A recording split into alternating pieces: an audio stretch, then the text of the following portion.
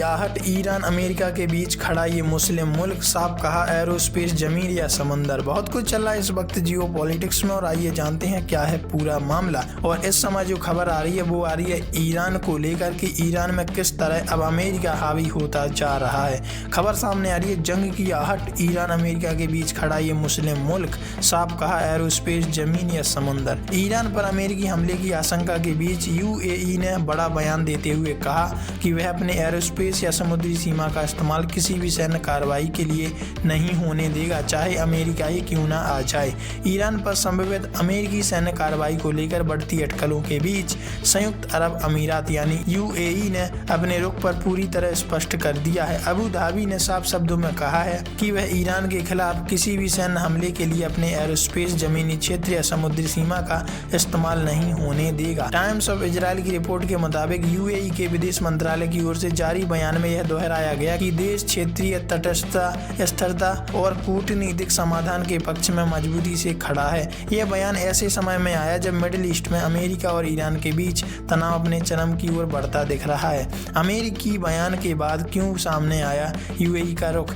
UAE का यह स्पष्ट रुख अमेरिकी राष्ट्रपति डोनाल्ड ट्रंप के हालिया बयान के बाद सामने आया है। ट्रंप ने कुछ दिनों पहले कहा था कि एक बड़ा अमेरिकी नौसैनिक बेड़ा मध्य पूर्व की ओर बढ़ रहा है। हालांकि उन्होंने यह भी कहा कि उम्मीद है कि इसका इस्तेमाल करने की जरूरत नहीं पड़ेगी। इस बयान के बाद पूरे मध्य पूर्व में यह आशंका तेज हो गई थी कि अमेरिका ईरान के खिलाफ सैन्य कार्रवाई की तैयारी कर रहा है। इसी संबंध में यूएई ने स्पष्ट करना जरूरी समझा कि वह किसी भी सैन्य टकराव का हिस्सा नहीं बनेगा। यूएई विदेश मंत्रालय ने कहा कि मौजूदा संकट से निपटने का सबसे प्रभावी रास्ता बातचीत, तनाव कम करने की कोशिश और अंतर्राष्ट्रीय कानून का सम्मान है। मंत्रालय ने यह भी कहा कि देशों की संप्रभुता का उल्लंघन क्षेत्रीय शांति के लिए खतरा बन सकता है। मिडिल ईस्ट में यूएसएस अब्राहम लिंकन की तैनाती से बड़ी चिंता। इस बीच अमेरिकी सेंट्रल कमांड यानी सेंटोकॉम की पुष्टि हुई है। USS Abraham Lincoln aircraft carrier strike group को मिडिल ईस्ट क्षेत्र में तैनात कर दिया गया। सोमवार को यह विमान वाहक पोत हिंद महासागर पहुंचा, जिसके बाद सैन्य कार्रवाई की आशंकाएं और गहरी हो गईं।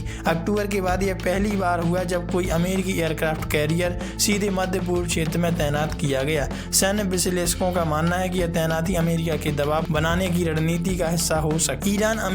ईरान अमेरिका तनाव की कहानी। पिछले महीने ईरान में बिगड़ती आर्थिक स्थिति के खिलाफ बड़े पैमाने पर विरोध प्रदर्शन हुए थे। ईरान सरकार ने आधिकारिक तौर पर स्वीकार किया था कि इन प्रदर्शनों के दौरान 3000 से अधिक लोगों की जानें गईं। वहीं अंतर्राष्ट्रीय मानवाधिकार संगठनों का दावा है कि वास्तविक आंकड़ा इससे कहीं अधिक हो सकता है। इन घटनाओं के बाद से वाशिंगटन और तेहरान के रिश्तों में लगातार तल्खी बढ़ती गई।